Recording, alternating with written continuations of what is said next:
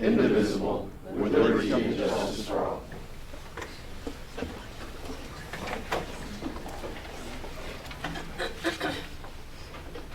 Okay. Open comment period. The Transportation Policy Board will allow speakers from the audience to comment on any transportation-related issue that is not on the agenda. During the course of the meeting, audience members will be given the opportunity to discuss each item in the order in which it appears on the agenda after the board has discussed the item. Speakers will be allowed 3 minutes for their comments. No public comment? Okay. So, item number 1. Move the minutes for the January 24th, 2020 TPD meeting. There is a motion and a second to approve the minutes for the January 24th meeting. Those in favor? Aye. Opposed? Any abstentions? Okay, so item number 2. Item number 2 is to amend the Destino 2045 Metropolitan Transportation Plan and the Destino 2019-2023 Transportation Improvement Program to program additional New Mexico fiscal year 2020 Transportation Alternative Program funds to the Mesa Drive Connectivity Project Design Construction in fiscal year 2020. Good morning, Greg McNichol, Chairman of the CPAC Committee. There was a call for project. The projects there were 2 that were brought in. You've got the score sheet in your package. One was the Lisa Drive connectivity. The other one was in the Annual project, and the other was the Summit Park project. After scoring the Lisa Drive project scored higher, and we're recommending that one to you for your approval.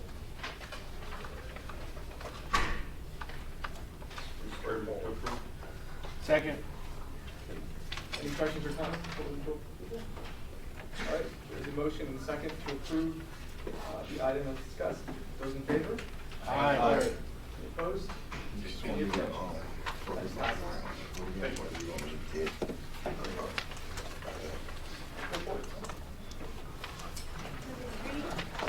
Federal certification review. Good morning, Mr. Chair. Just want to introduce the item here. We have Ms. Genevieve Bales from the Federal Highway Administration. She's going to be presenting or talking a little bit about the federal certification review that they perform along with FTA and other agencies in August of 2018. If you recall, we gave you all a summary of the final report that we received, I guess it was in October of last year. Roger came up and gave you all a brief summary, but here we have the real thing now. The real thing. I thought Roger did a great job, so. Good.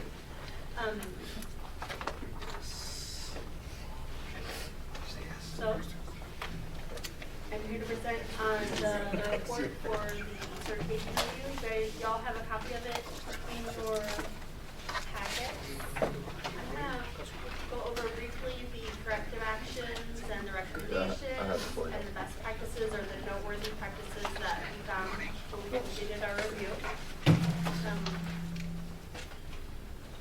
What about the 2 to the right of the podium? Do I get them or?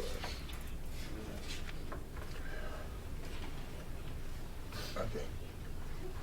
So every 4 years, our office, along with FTA, review and evaluate the Metropolitan Planning Organization. This is your TxDOT, the MPO, and the transit operator for the region to make sure that they're still following all the requirements and meeting our expectations to continue to operate as the Metropolitan Planning Organization. We held our on-site review in August 2018. So these are some of the topics we talked about. We talked about the FAST Act compliance, how the MPO was complying with the FAST Act. We looked into the freight planning, security, ITS. We talked about air quality for both El Paso and El Paso. This region includes New Mexico. Public involvement, the MPO is doing a lot of dynamic public involvement outreach efforts to reach out to the community. The congestion management process definitely was a subject of discussion along with your TIP, your MTP. Basically, all of your federal requirements, we went through those with the MPO and kind of gave feedback on how they're doing, if they're doing a great job, or you guys had a lot of noteworthy practices too that we wanted to make sure we captured. So regional planning, that was something that we talked about. At the time, there was a lot of maybe not working together, and we recommended that the MPO work to help coordinate the board and have everybody look towards a regional planning focus and less of a individual, this is my project, why aren't we funding my project type of focus. Rural transit, this was talking about maybe making sure that you have a venue or an opportunity to have some meaningful input from your rural transit operator and see how those transit services are all coordinated. We heard from several of your transit operators, Sun Metro, is it South Central? Regional transit. El Paso County. But it looked like Sun Metro was the only one with a voice at the table, so we wanted to make sure that everybody was communicating, and we wanted to make sure that everybody was being heard. For the formalized and increased communication, this was talking about the MPOs formalizing and increasing communication between the MPOs, staff, and the MPO boards, maybe with Mesilla Valley MPO. Because they're operating under some of your urbanized area, and so you guys have to make sure you continue that coordination effort. FAST compliance, y'all are doing a lot of great things with FAST compliance, but you didn't document it all. So that was one of the recommendations, to make sure that you're capturing all of those efforts and documenting how you're being compliant with the FAST Act. The three-way agreements was talking about the three-way agreements between the state and the MPO and the transit operator, moving forward with your plan and how to address performance measures and make sure that you meet those expectations. So one of the corrective actions we found at the time of the review was that the CMP was not fully operational. It wasn't used to identify projects for your MTP and your TIP. And so we asked that you revise the CMP, which you all have, and you make sure that there's adequate data collection and you apply the CMP. And that was a point of discussion this week. We talked about how the CMP has been applied to your MTP, how that prioritizes the projects for your planning efforts for the Metropolitan Transportation Plan, your long-range plan, and your Transportation Improvement Program, your short-range plan. We want to make sure that since this is a non-attainment area, that the CMP is used to prioritize those projects and it has enough data collection effort involved with this. The other corrective action, and this was noted at the time of the review, was the MOUs were not in place with the state of Texas and the state of New Mexico, and that's something that was resolved. But at the time of the review, it was something that was a corrective action, so we still had to note it as a corrective action.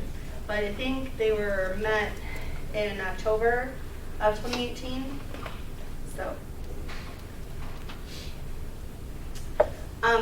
you had a lot of outstanding practices too. Your training for your board members here is something that you don't see often in a lot of the different MPO areas, especially tying it to voting, so you guys are very informed. The knowledgeable voting members of the board, your MPO staff is doing a great job of keeping you informed and keeping you updated on what's going on and how your decisions are influencing the planning process. The other best practice was your project readiness report. That was very great transparency for what you guys are, what you have in the TIP, what you're moving forward with, and how those projects are, getting implemented or why they're not getting implemented. You have a lot of good information there, and I heard that you're going to electronic format to update those projects so it's even more transparent. So I thought that was even better. And that's something definitely that we're going to have the MPO staff share. I think nationally we're going to have them maybe start sharing their project readiness report, because that's something that a lot of MPOs struggle with. Just they program their projects in the TIP, but they don't have reports on those projects moving forward and being implemented, and that's something that you guys are doing a good job with. So the transportation command model, your model was improved and had a lot of different tools that you could use. Scenario planning, you had different modes in there, and it was just a great effort. Public transportation, FTA noted that it was a seamless public transportation between Submetro and the county. I think there was one pass or one fare that was being used, and so FTA noted that the public transportation was a notable strength too. Public involvement, you're on YouTube, you're online, you're on Facebook, your outreach to all the different areas. I think the MPO is really making sure that they're reaching out to everybody and making sure that everyone's voice is being heard. They're responding to comments.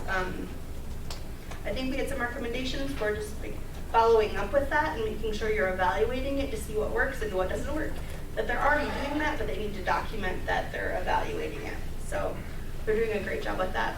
The air quality was how they handled the air quality conformity issue with New Mexico. I think there was no guidance for them necessarily to follow, so they came up with what they thought would work best, and they worked with our federal highway air quality folks and moved forward, and they did a great job with that. So we jointly certified that the MPO met requirements substantially subject to the implementation of the CMP by March 2020, and this is something we talked with Eduardo and Roger with this week, and we talked to them about just documenting how you use the CMP to identify and select projects with your 2020 RMS, and how those are influencing what's in the MCP, what's in the test, and just making sure that that's very clear and transparent. And I'm Genevieve. Ronisha Hodge is the planner that was taking over at FTA. I think that she's still your point of contact for FTA. And Rodolfo is New Mexico point of contact for FHWA. Thank you. Do you have any questions? Any questions?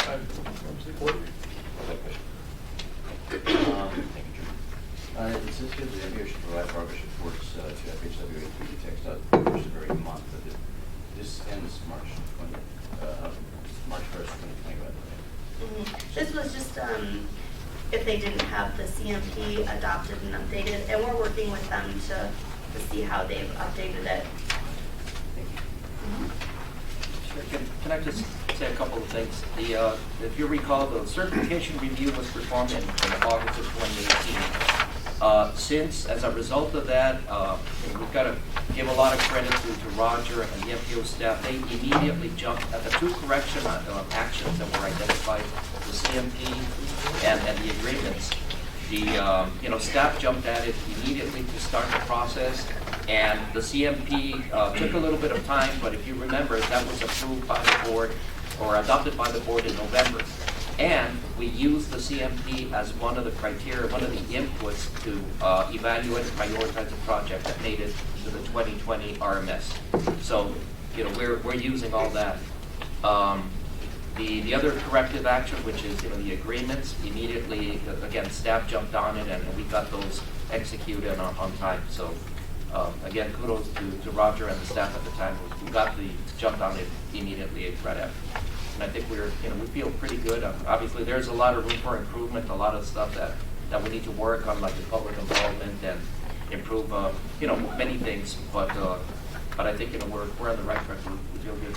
I think staff is very responsive when we have a recommendation or we know something. They're very responsive to us, and like Eduardo said, Roger and staff immediately started making notes after our meeting. I think they even started implementing some of the recommendations. So we really appreciate that.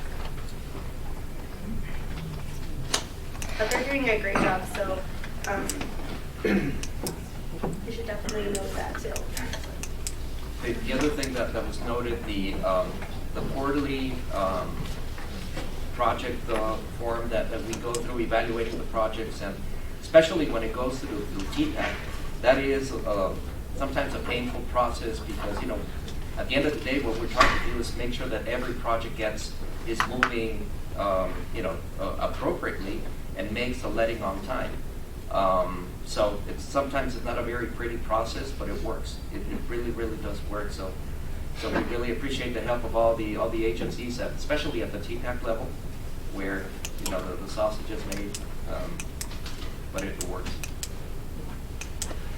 Thank you, Ms. Bales, for making the trip, and thank you to staff, to Roger, and to Mario. I did have a question. You said you were considering making this project readiness report. I can't hear you very good, sorry. Sorry, you're considering making or exporting this project readiness report process. Well, we're going to be talking with the MPO, and I think we noted it at the time of the review that we would like them to share it as a best practice. Because this is something that definitely a lot of the other MPOs across the nation could benefit from, is just having that transparency and the detail behind the project readiness. So is there any We forgot. quid pro quo in that? Is that worth something to us? Good job.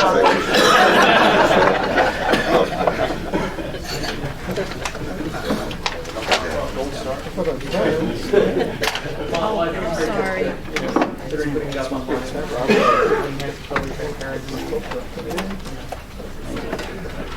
Thank you. Thank you very much.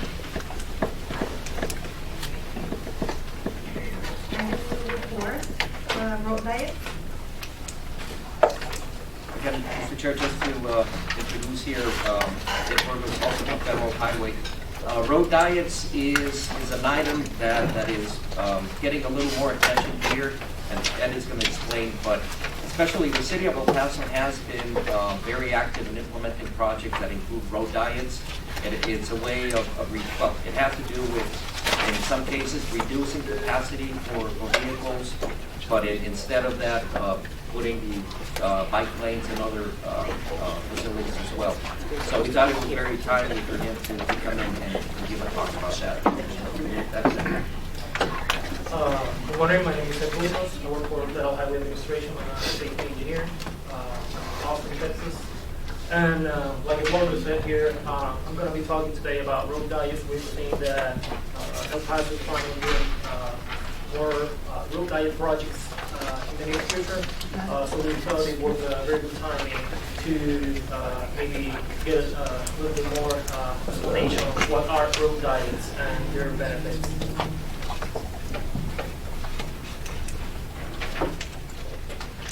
So, what is a road diet? So a road diet is a transportation planning technique that basically repositions the paper markings to meet the need for other users.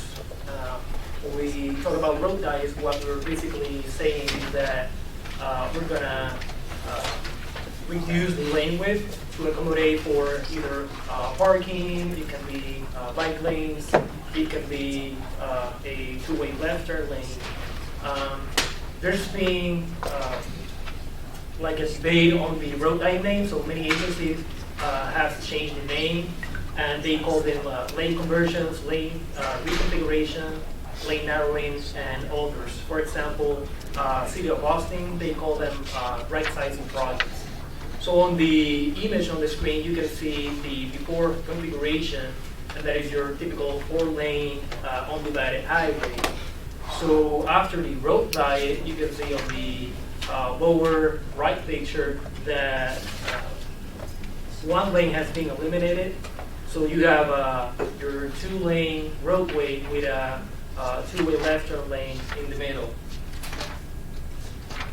That is your usual configuration, but there's many other roadway configurations. You have your 4-lane, 5-lane. This might be done when the agency just they want to reduce left turns from the travel lane. So they just narrow the lane width of the 4 lanes and just add the 2-way left turn in the middle. And you can see you can go from 2 to 3, then the 3 to 3. On the 3 to 3, what they did is just reduce the lane width of the lanes have space for more shoulders. And then obviously the 5 to 3 where they added parking and bike lanes too. So there's many benefits that we improve that we can achieve by implementing road diets. There's benefit, first there's benefit for the drivers. Why? They separate the left turning vehicles by providing a two-way left turn lane. You provide a traffic flow uninterrupted because you accommodate the left turns on that two-way left turn lane. You can also improve side traffic ability to cross. If you see on the image on the center, you can see that before you had 8 point of conflict, but when you implement a road diet, you have just 4 point of conflicts. And it also improved the side distance for anybody that's making the left turn lanes. But when we were talking about what it is a road diet, we talk about other users. So not the benefit is not only for the drivers. So there's benefits also for the pedestrian, the bicyclists, and the tricycle riders. So for example, for the pedestrian, well, you're taking out lanes, so you reduce the crossing distance for these pedestrians. By adding parking and bike lanes, you can also buffer the sidewalks from the travel lanes. And what it basically is that you're reclaiming street space for higher and better use than just moving a peak hour traffic that you will see probably just 1 or 2 times a day.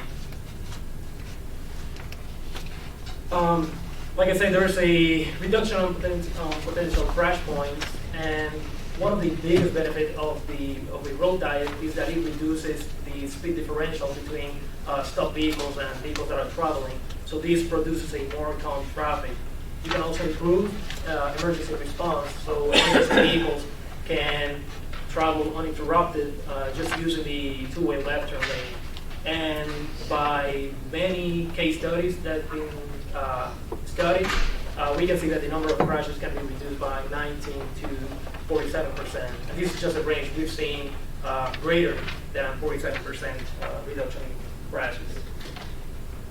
So when I talk about reducing crash types, so you get to reduce the rear enders, you get to reduce the side swipes, and you get reduce also the left turn crashes.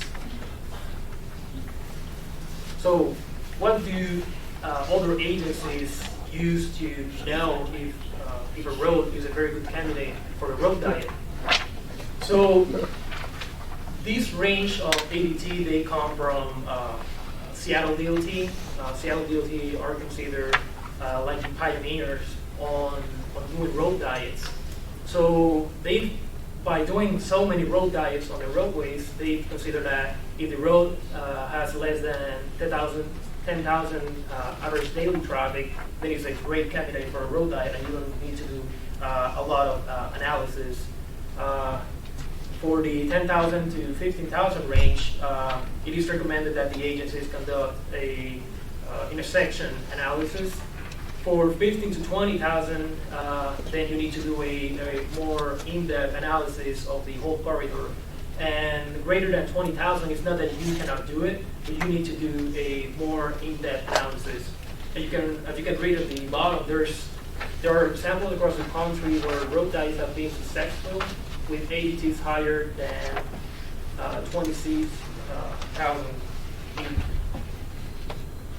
So let's go to some case studies. So in Arizona, this was a 1 mile run with 4 travel lanes. The reason they decided to do it is because they were having a lot of pedestrian crashes. So these roads, they had street parking, and cars were parking on the sidewalk. So they were walking the pedestrian walkway. So pedestrians jumping into the travel lanes, and that's where the crashes happened.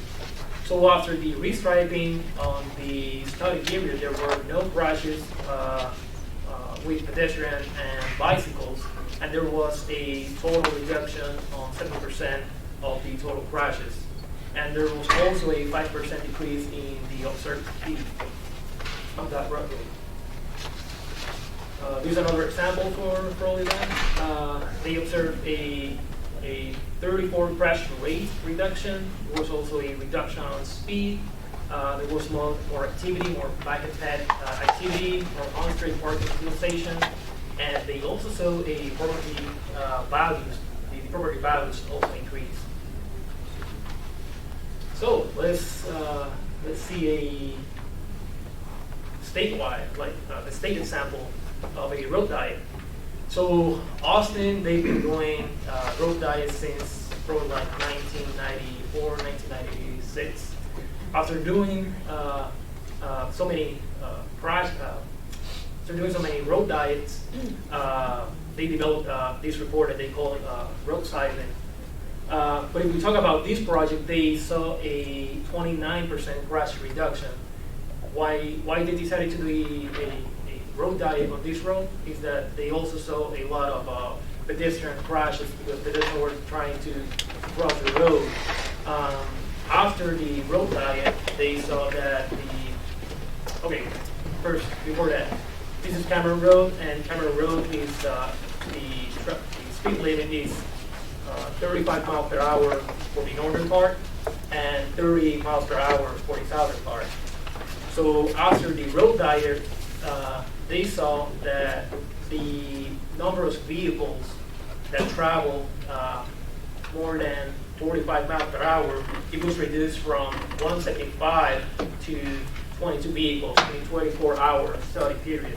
And vehicles traveling more than 55, it was reduced from 23 to 0 in that 24-hour period.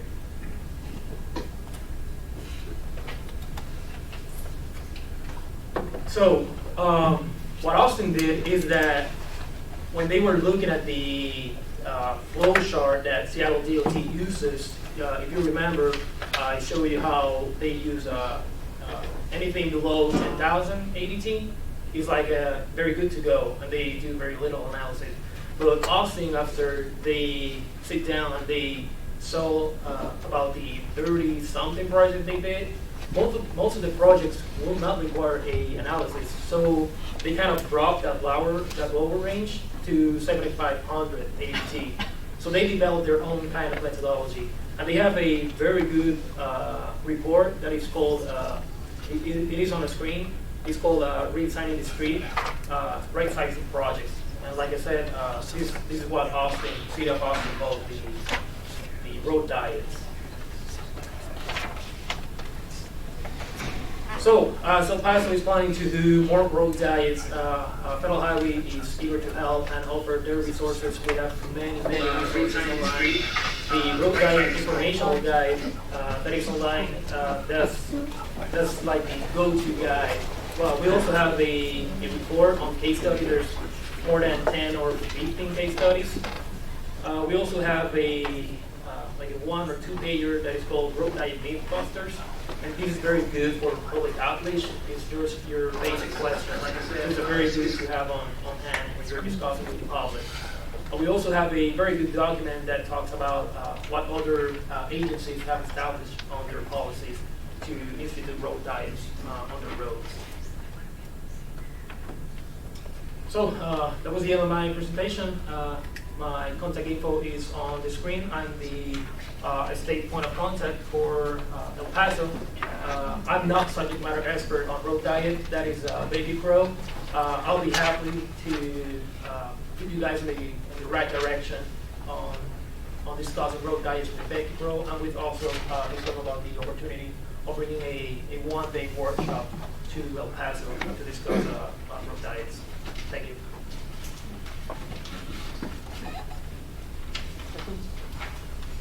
Thank you.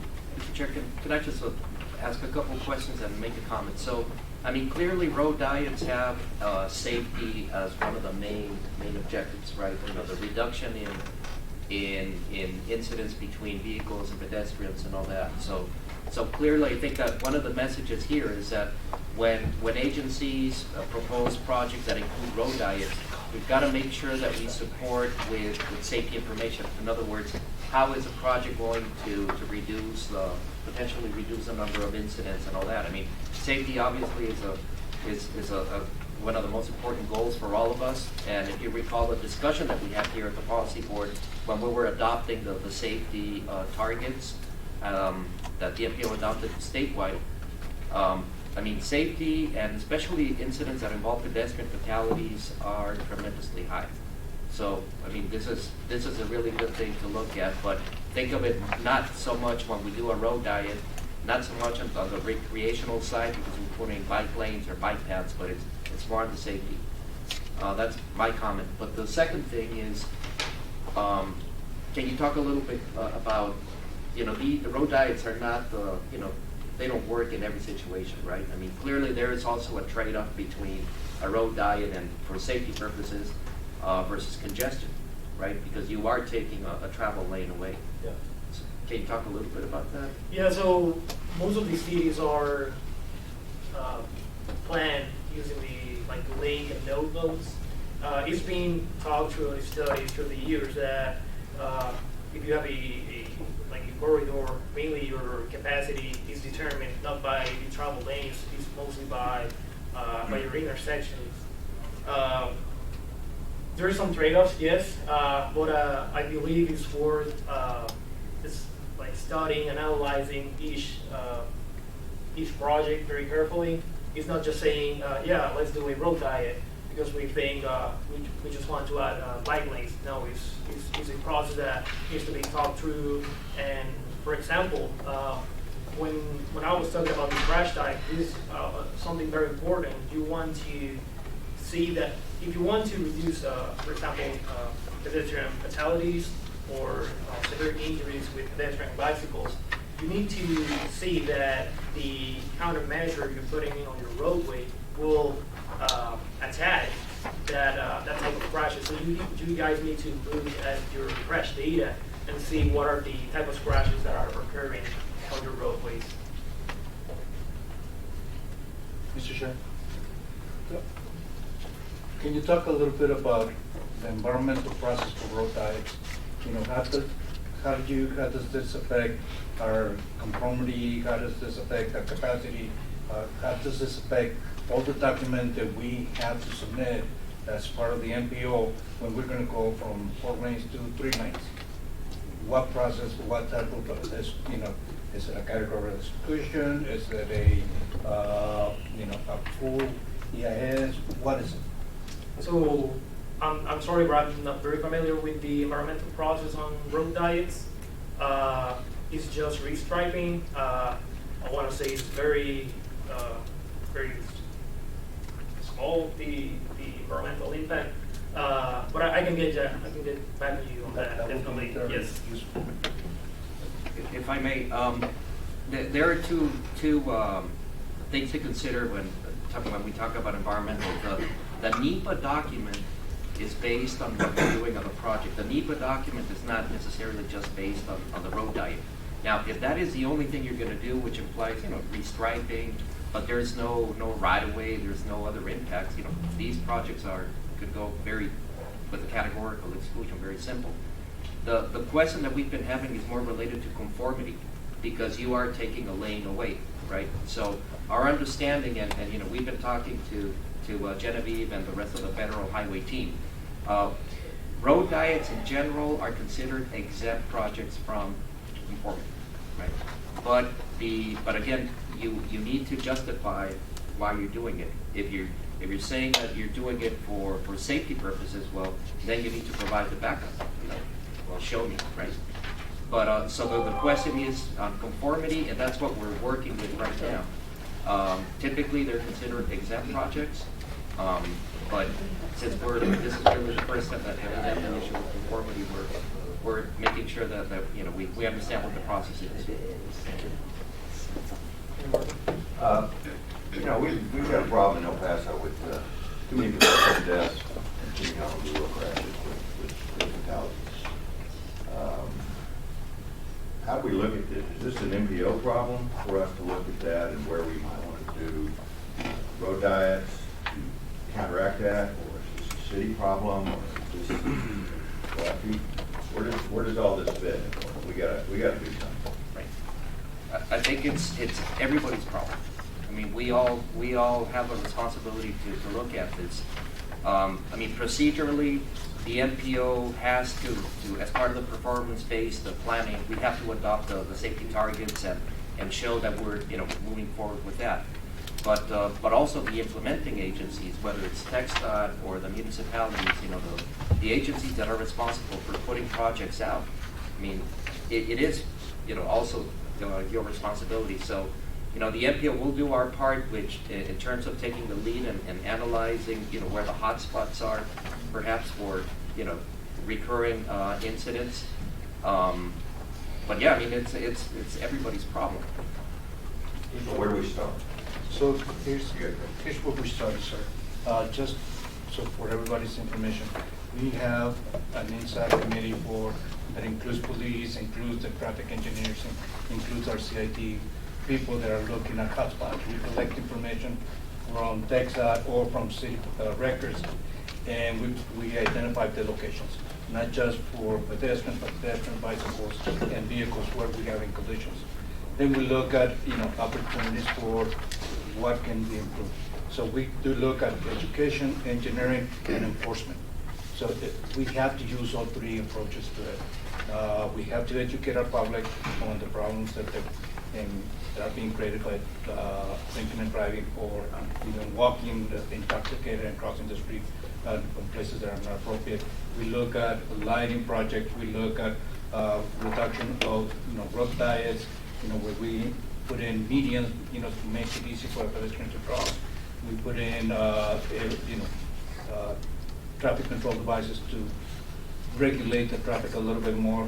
We look at speeds, and we work with our, you know, our counterpart from TxDOT to find solutions that are approvable by both TxDOT corridors. So, but the education component is very, very important to us, because we need the public to help us. You know, they need to realize that they can be speeding on a school zone. They can be going 45 miles and a 30 mile per hour. There's a reason why we restrict the speed limit. And the enforcement is, you know, to remind those people that refuse to play by the rules that everybody else plays, you know, to bring them into compliance. So where we are addressing, as you're saying, the pedestrian fatalities, and I know about, we got a lot of DUIs, et cetera. Yes, sir. We might want to, when some data's collected, have a presentation. Yes, sir.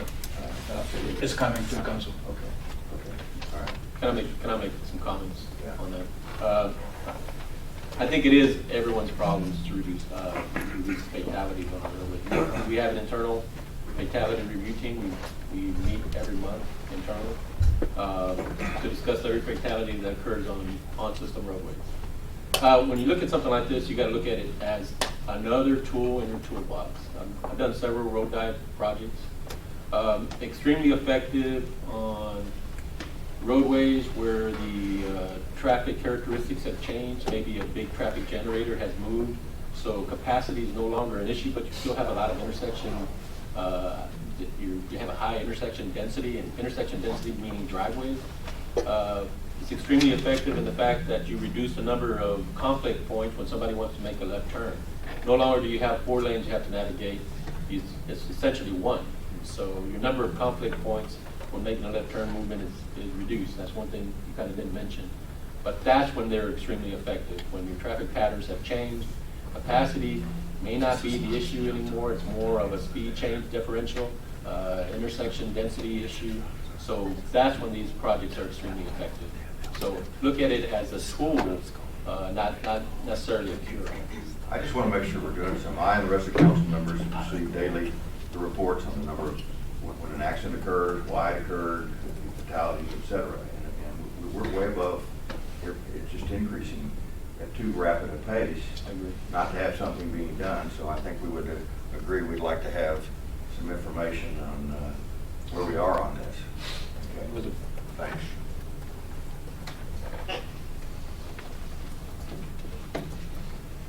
Thank you very much. Item number 5, the regional mobility strategy. Good morning, Eduardo Calvo, Executive Director of the MPO. So we're going to be giving you monthly reports on where we are on RMS 2020, the Official Mobility Strategy. And by the way, this is the first time that we use the format with RMS.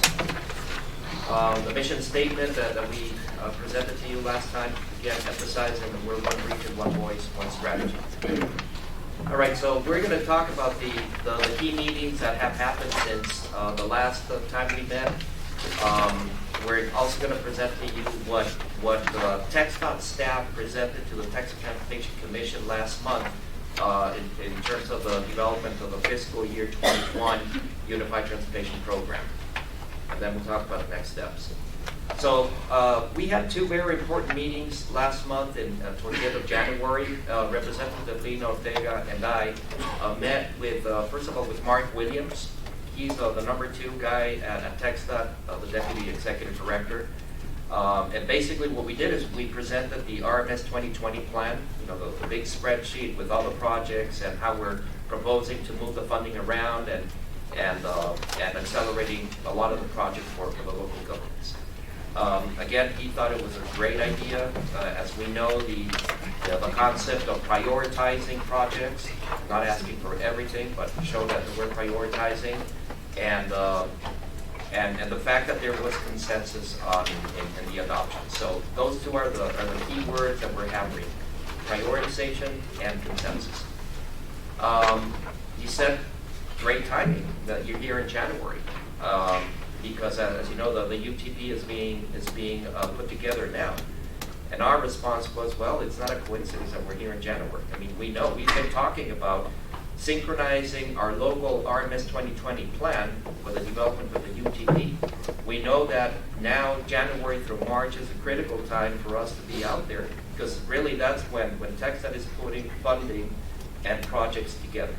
So if we're going to be asking and making sure that our needs are known, this is the time to do it, and we'll talk a little bit about that. One of the key comments that we got from Mark is the last bullet: local skin in the game. Of course, with all the qualifiers, he said, I cannot speak for the commission, but I know that the commission looks very favorably in terms of selecting projects that receive discretionary funding. They look at very favorably when there is local skin in the game, and by that it's money coming in from the local governments, or maybe some of the allocations that come to the region through the formula categories, like perhaps Category 2, Category 7. So he's basically saying, where is the local skin in the game? So that's a very important thing to consider. It was a short meeting, great meeting. Then the following day, Representative Ortega and I attended the commission meeting in January, and Representative Ortega made comments first. As you all know, the commission allows the elected officials to go first, make some comments, and he spoke very, very eloquently about our priority projects, speaking about I-10 Segment 2, which is really, as we all know, the number 1 priority in terms of the importance of I-10 for us. And then I made several remarks following the public comment period after the UTP item, and again hammering the same thing. We have consensus. We are prioritizing, but we need help. We definitely need help. These are very expensive projects, and even if we put all of our money, our formula money, into the I-10 project or the Borderland Expressway, I know that it's not enough. And as part of that meeting is TxDOT staff presented the outlook for the fiscal year 21 UTP. And what they did in January is that they looked at the funding side. This is the money side. Okay, they're saying, well, the money people, the finance division, they came up with their cash forecast for the next 10 years and so on. And so they were presenting this to the committee. To the commission. I'm not going to go through all the slides, but again, the UTP, putting it into perspective, it's a 10-year plan, where it fits in the middle between all the other planning programs. As part of the process, right now, like I said, they were determining the cash, the funding side of the equation without talking about projects yet. Where they are in the process, the fiscal year 21 UTP development started back in September, and the goal is to present the final version of the 21 UTP to the Commission in August. So in between, you see there the different activities that go on. All right, so without again getting into a lot of the weeds, Proposition 1, Proposition 7 are very important funding sources that are putting money into the UTP in general. There is some ups and downs. As you know, Prop 1 has to do with taxes or revenues coming in from gas and oil. Prop 7 comes in from sales tax.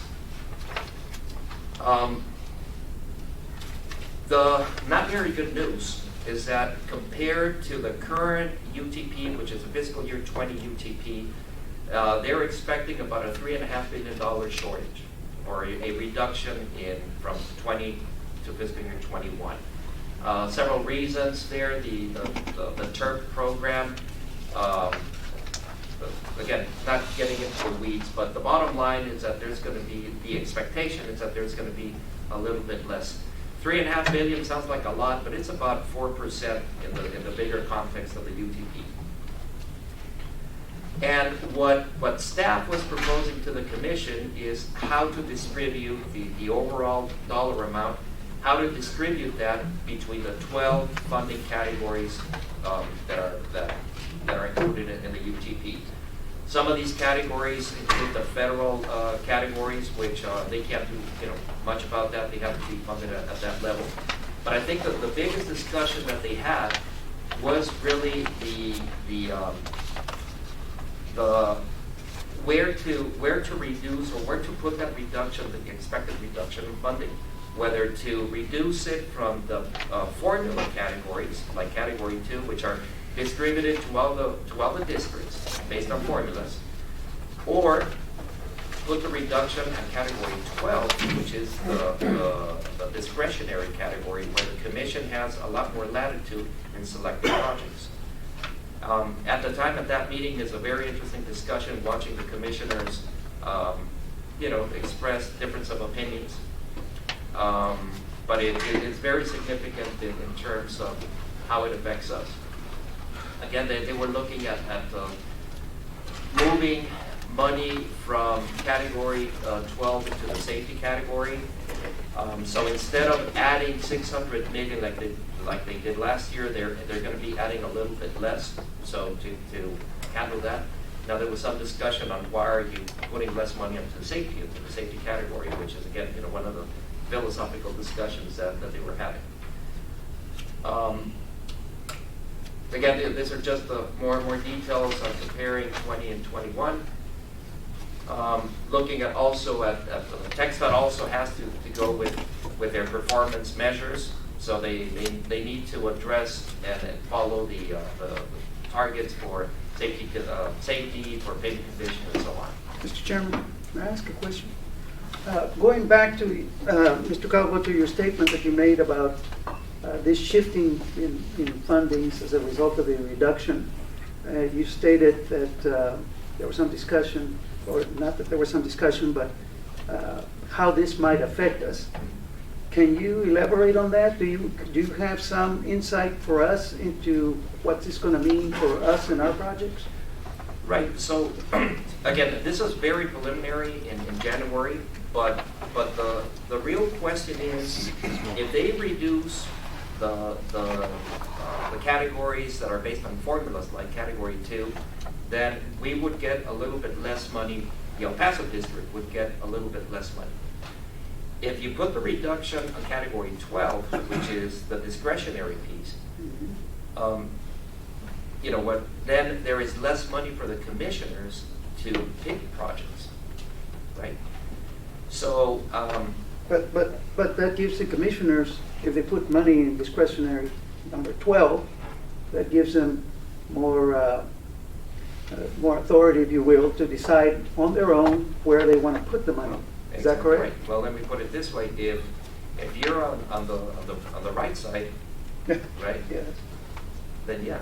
But if you're not on the right side, then you know, there's a potential for us to get less money here in the regions of Category 2, and more opportunity for them to pick projects outside of El Paso, Right. Which is really the biggest concerns that we have right now. Well, I was going to talk about that later, but Okay. but let me just Thank say you, Mr. the Chairman. emphasis at the state level on I-35, the main corridor, the emphasis on the metro areas, you know, through the Clear Lanes initiative and so on. But well, let's save that for the next All item. right. Thank you. But I hope I answered your question. Yes, you did. Just, you had mentioned the turf in last session. We offered riders in the budget to fully fund turf. As you know, turf is not fully funded. And the turf funds at the state level have been utilized to fund other things in the budget. So I think it's important to know, I think as we revisit with the TxDOT commission, before the members of the commissioner, that we need to stress that these funds aren't diverted to other things in the budget, that we continue to focus and make that push specifically for turf, so that it doesn't impact us negatively down the road. So, but I think the participation at the TCC is important to let them know that, and our budget, right? Exactly right. So again, this presentation was made in late January. So now, almost a month later, you know, the commission is scheduled to meet next week. So where are they going to be? So I believe that in the presentation in next week's meeting, staff are going to start, you know, presenting how they're going to be matching projects to the available funding on the different categories. So that's why it is very important for us to show up again at the commission meeting next week. I know that several, you know, the state delegation hopefully will be able to make it out there, and how important it is for El Paso to be out there. And again, using the you know, what we heard yesterday at the event that the Texas Tribune put together. You know, it is very clear that we need to go out there and talk about El Paso. You said it many times, Mayor. I mean, I totally agree. So we have to be there. We have to show up. We have to tell them that we're out here. Part of what I mentioned to the commissioners and that I've said many times is that there's such a focus right now on I-35. And our problem is that, you know, not only are we not on I-35, but we're on the wrong side of I-35, right? Because the focus is 35 with San Antonio, Austin, Dallas, Fort Worth, but then Houston, which is on the east side. We're on the west side, 550 miles away. So, you know, we're really, really far away. So that's an obvious, you know, natural challenge and disadvantage that we have. Well, that's why we have to be there and show up.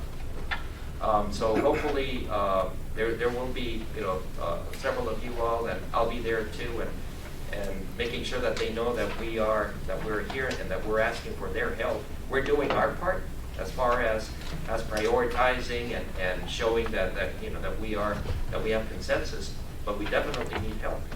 And again, the biggest argument that we're making is that, yeah, I mean, I-35 is a very important corridor, but so is I-10. Not just for us here locally, but for the state and as a national corridor, especially for freight. What's the reason the delay on the resolution of support from the city? Is that just, you know, what the problem is? I don't think so. I think, you know, we I were wouldn't think talking. there'd be any problem. No. Okay. No, there's no problem. We have, I mean, it's very important for us to, when we prepare a package, that we show the support from everybody. So we've been asking for resolutions of support, so I am not I haven't aware of seen any any. in my office. It's supposed to come in my office. I haven't seen anything, so I just need to know what we need to do. You'll see it next week. Okay. All right, so those are the resolutions of support that we need, and as you all know, we're looking at all the individual projects that are part of the plan to make sure that they're moving forward. Right now, we're in the painful stage of coming up with agreements, and in some cases, you know, who's doing what. In some cases, the RMA may be involved in helping the local governments and moving the projects together and moving them forward, with some of the development activities. So our plan is to come here every month and present a report to you all and how we are moving. So far so good, but we're only in the second month of the plan. And with that, do you have any more questions? Happy to answer. Talking about the regional mobility strategy, the top 5 projects, I mean, it was my understanding that we're pushing those all as top priorities, all 5, right? They aren't necessarily ranked in a particular order. Is that true, or is it? No, I think we all agree that that I-10 segment 2, the piece downtown, is a priority project in the sense that the urgency that we have to rebuild it, regardless of the other stuff that is talked about that goes along with that project, which is really good. But I think we recognize that if we don't rebuild I-10 through the downtown section, it's going to be, a very, very bad situation for us. Again, I don't know, Tomas, if you want to elaborate on that. But as far as the priorities, yeah, that clearly is a priority. Now, because that project is in development now, and it's going to take several years going through the environmental document, the schematic, looking at different alternatives and all that. There are other projects like the Borderland Expressway, which is the former Northeast Parkway, that supports the I-10 corridor, right? So these are not that independent projects per se. What we're saying is that the Borderland Expressway is a very important project that supports the I-10 corridor as well, providing a bypass to avoid, for those that really don't have any business coming into El Paso. So the way that we've communicated that is that those are the top 2 projects. Segment 3, which is for I-10, which is pretty much from Copia to Airway, that project is easier to handle. Not that it's a much lower priority, but I think we can still work with TxDOT and break that into smaller pieces. You can do different pieces of the puzzle that don't require so much money. So I think it's easier to manage those into pieces. The problem with segment 2 is the downtown piece, and again, I don't want to speak for TxDOT, but it's the problem that we have is that we have to build it all at once. I think you guys have been looking at finding ways of maybe breaking it into pieces so that it's you can start with something. But my understanding is that so far it's going to be a challenge. It is the fact that you have a lane balance problem on the main lane, then you have discontinuous frontage roads, makes it incredibly difficult to build. And then your intersection density for the cross streets is pretty close. You don't have the separation that you do further down on I-10. Causes us construction issues, so it kind of lends itself to be done out once. And not in phases like we would prefer.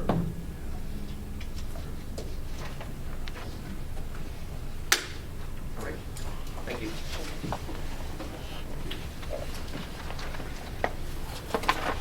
Item number 6, amendment to the Vecino 2045 MDP, development of the new 2021-2024 TIF and transportation conformity report. Good morning, I'm Roger Williams with the Paso MPO. I'm giving you an update on where we're at with the development of the amendments to our long-range transportation plan. We had a consultation call yesterday with our partners. We're on track. The next phase is we're moving into the development of the conformity report. As you know, the long-range plan is impacted by capacity projects that require us to go through that process. So on this schedule here, you can see where we're at right now in developing. The next step is develop the emissions analyses for the conformity report. We'll be bringing that into the document from those emissions results, and we'll bring that document forward to you next month, along with the projects. You have a project list in your packet. You can see the entire list. We have highway projects, and in that list, you see all the projects that are currently in the plan right now, and highlighted are the projects that are being amended. We have amendments to several projects that require us to move the projects around within the model for development of the new conformity. And along with this, we'll also have a new transportation improvement program, so that's a short-range program that goes along with it. All of that will come back to you for your recommendation to move forward for public involvement. We'll do the public involvement in the April timeframe, and when we come back to you in May, we'll have any comments that were received from the public, and we'll then ask for your recommendations moving forward. We then submit that through the federal process to get it approved for conformity. The entire process should play out within the time frame of this fiscal year, so that with the development of the new transportation improvement program, which starts with the new fiscal year, we hope to have the conformity for this amendment and all the projects that then are able to let move forward as they need to. So that's pretty much it. You've seen this process has been going on for several months now. The main point that I would like to make here is that we are on track, and we expect to go ahead and move forward as planned. So if you have to answer any questions, Mike. Mr. Chairman, I have a couple of questions. I noticed we have a couple of other I-10 widening projects apart from the downtown widening project, and the others were slated for 2030, and the I-10 downtown 2030 in the 2045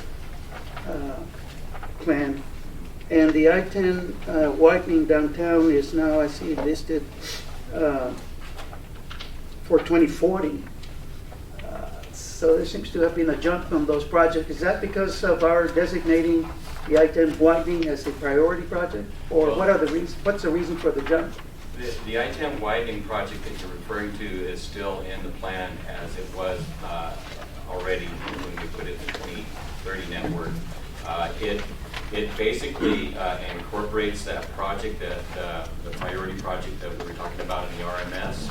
Although the project itself needs to be looked at in greater detail as to what actually is going to happen as it goes through the environmental process. Mm-hmm. So it's still in the plan accordingly. Now, if we were to be able to receive funds for that, then we would be moving forward with implementing that project. Although it still needs to go through the whole process, there's a lot of work to be done on that before we actually know what that project looks like. Okay, and my second question is, I noticed the total projected cost is $635 million.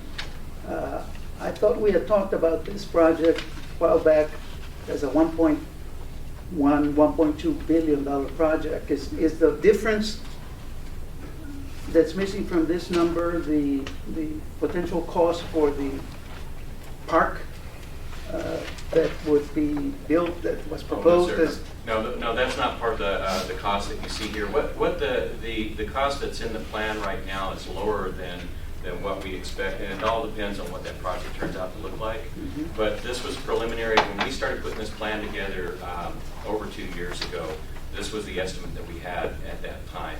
So then, that's gone through a lot of changes with the Reimagine I-10 study, and we're getting more up-to-date information and what we expect that project to really cost as we move into the future.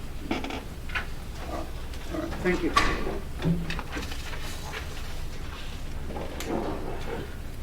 Questions? Thank you. Item 7, the Paso MPO title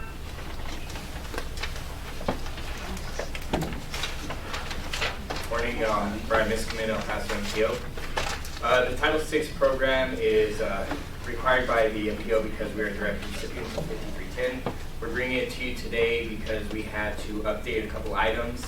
The items that we updated was the Title VI policy statement translated into Spanish, the organizational chart, and the Title VI coordinator identified in our document. This document is required every 3 years, and it's going to expire next year, which we'll review when that we're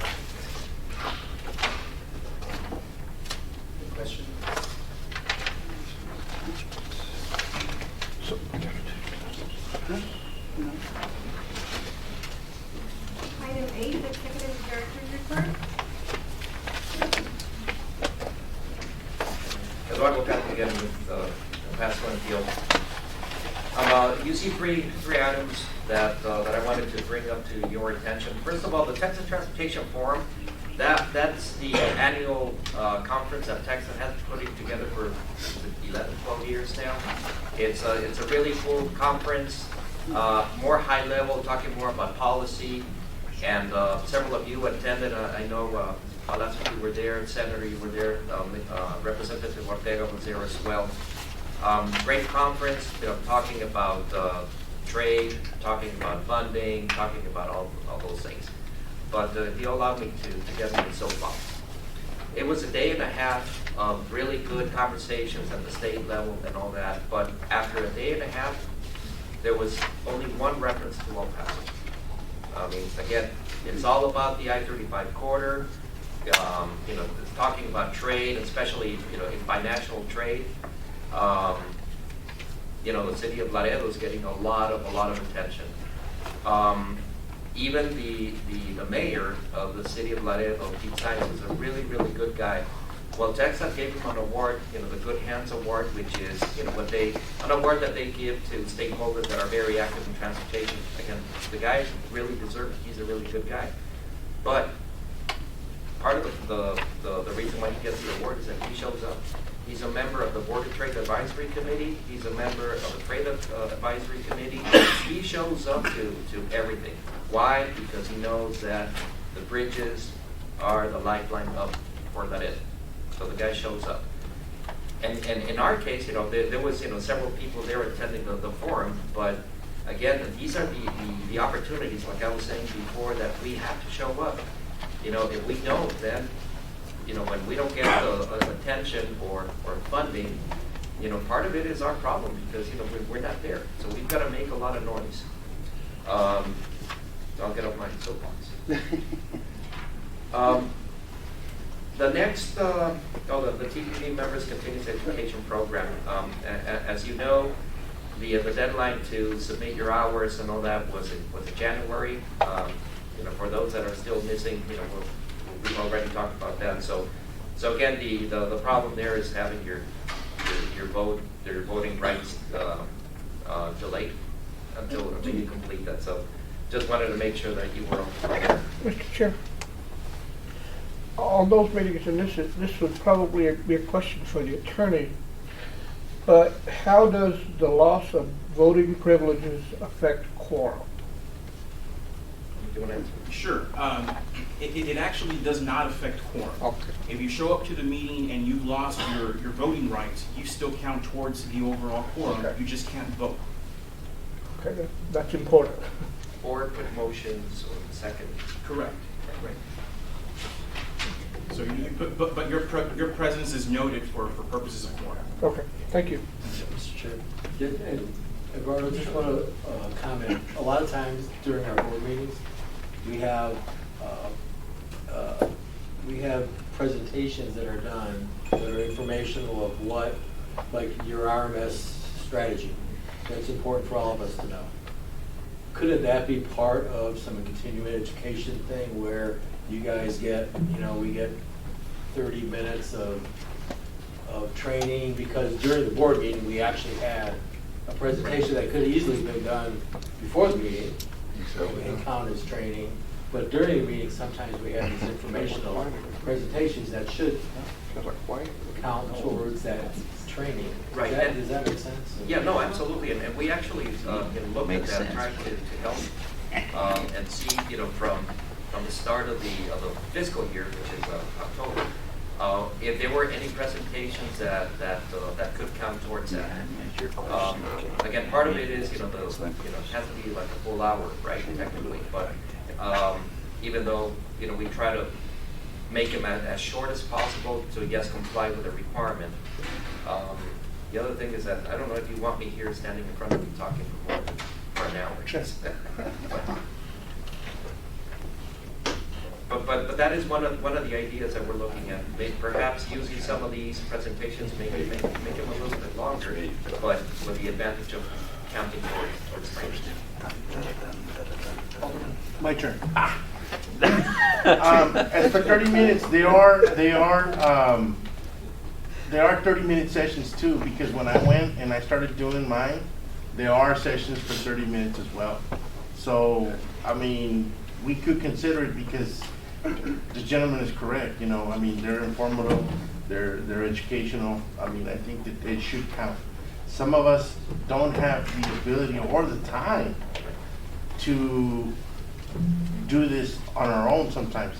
And when it comes down to it, crunch time, you know, I had very difficulty, like 3 days to get in, to log in, so that I can do my hour that I did do it, guys, but what I'm saying is 3 days before the deadline to get in, to get through, and then I would get through, and then I'd get bumped out. So I mean, it's a good point. It should count. Yeah, and definitely, we're gonna try to make it as you know, help you all and make it as easy as possible to get those hours.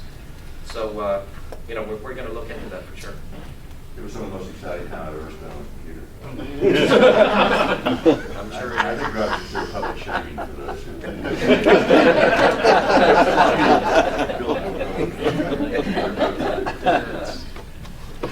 All right, a couple of more things under future upcoming activities. Well, before we go into that, just wanted to have a text Blanca, you want to talk about the TASA? This is really good news for us. Yeah, get you off yourself. Good morning, board members. Blanca Serrano with Texas here in El Paso to get him off his soapbox. And to give you guys a really neat example of what happens when we do show up. Last year I was here before you guys announcing a call for projects for a statewide transportation alternative program. And this year I'm here with some good news. Last month the Transportation Commission awarded a total of 30 projects. It was 2 different pots of money this time around as far as the call goes. We had the leftover of the safety new money. It was just a little over $8 million on that pot, and a total of $15 million worth of the transportation alternative programs. We've been very good in our region at showing up to every one of these calls for projects for the past 3 calls to start in 2015. This year we were once again the 2nd largest nominations in the state, which, you know, proof, like he says, you show up, you're gonna get something. The commission awarded a total of 12 projects under the Safe Routes to School program. One of them was awarded to the city of El Paso. It's the 2nd largest project actually in the state. It's the Isleta Middle School Safe Routes to School program. It's a little over 900, actually it's almost $1 million, $999,953 were awarded in that one. Another 2 projects were awarded under the Transportation Alternatives spot, and those were with El Paso County. There was a Tornillo South Sidewalks, shared use path, and the Tornillo North Sidewalks project. Those 2 projects are really nice because they complement the Otis Smith Road project that was awarded in the last call for projects. Each one of those is slightly over $1 million, and it just goes to show that we are out there, we are being looked at, and people are really paying attention to every project that we submit. We submitted a total of 37 out of 397 nominations that were sent in statewide. And to be able to get 3 projects in our region shows really good how much we're really good and paying attention to what we're doing.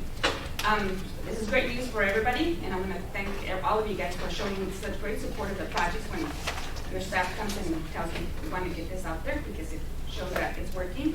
And also ask you for your support. We'll be out here again in the next 2 months asking you for approval to get these projects submitted in the May STIP revision because we do need to get them on there so that we can get the projects out there and develop.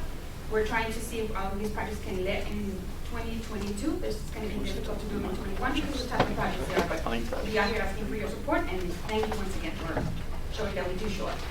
Thank you. Well, that's really good news.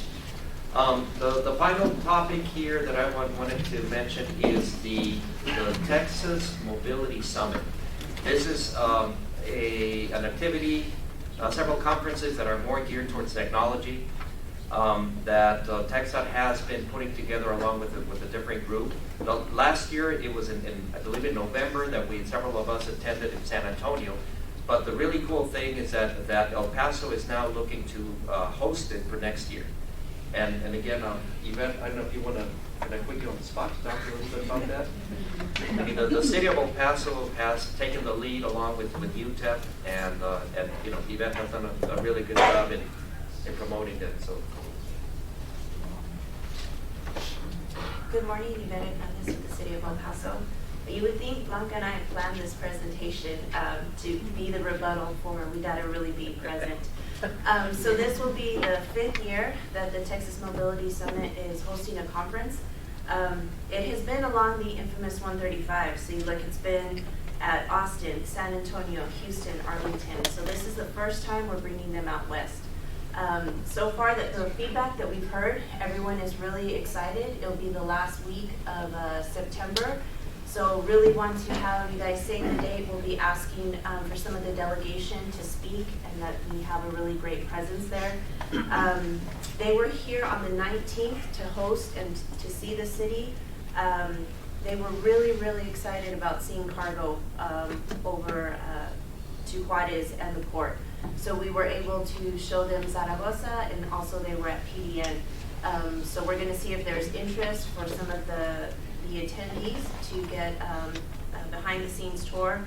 In speaks with the Border Patrol, of course, but we're already working with them.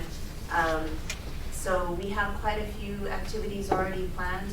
Really excited to bring them out west and to show them what El Paso has to offer and how we are at the forefront of transportation. So, also just wanted to say thank you to the county. We are required for seed money. They've already committed to some money, so I appreciate that, UTEP as well. And so we're going to be contacting donors and sponsors so that we have a really good showing and they see that El Paso hospitality. So, thank you. I have a question, Yvette. So Yes, do you ma'am. have a specific weekend? Yes, The last September? typically on Sundays is when the conferences begin, so it's Sunday the 27th. That's the demonstration day when we bring in scooters, AV, freight, they get to see that. And then Monday, Tuesday are when we host the training sessions. Thank you for all your hard work. All right, so that really is a great opportunity to showcase El Paso. So it's not only us going, but bringing people here. Last year, I believe there were about 320 participants. So it's a good sized number of participants. With that, Steve, do you want to mention anything else about next month? Next week? I'm sorry, next week. Steve Ortega with the Chamber of Commerce Mobility Coalition. First, I want to thank all of you for your service. I want to take my hat off to Mr. Calvo and his staff. A lot of work did go into the RMS strategy, and so as of today, there's a path in which transportation in our region is moving forward. But I do want to underscore his request that we personally get involved in what's taking place in Austin. If you see the meetings, if you go to the meetings, you realize how much focus is placed on that I-35 corridor, not only verbally, but when you take a look at now Category 12, which was traditionally the discretionary funds, a good chunk of that is dedicated towards Clear Lanes initiatives. Clear Lanes initiatives applies to Dallas, Austin, San Antonio, and Houston. And so we know the transportation needs here in our community, and we have to share that with the rest of the state of Texas. And I'll underscore what the projections for USMCA do, and that's increase traffic in our community because of the expansiveness of trade, in particular provisions as it relates to auto manufacturing within USMCA. So we're going to see more auto manufacturing, hopefully, in our region, but that just, again, underscores the need to have a transportation network that's properly built out. I think we're moving in the right direction, but the more of you that can get involved as it relates to advocacy in Austin, it'll bode well for us. We don't have a transportation commissioner anymore advocating for El Paso, so that makes it incumbent upon us to personally get involved. And I know she's a relative, but I'll take my hat off to Representative Ortega. She's taken the lead on that issue, and we welcome more of you to get involved so that our region is done justice when it comes to transportation and quality of life. That's all I have to say. Thank you again for your service. I appreciate it. Thank you. We're done. All right. Thank you, everyone. Thank you, staff. Thank you, board members. Is there a motion to adjourn? Move. Motion. Second. They don't matter. I just one more.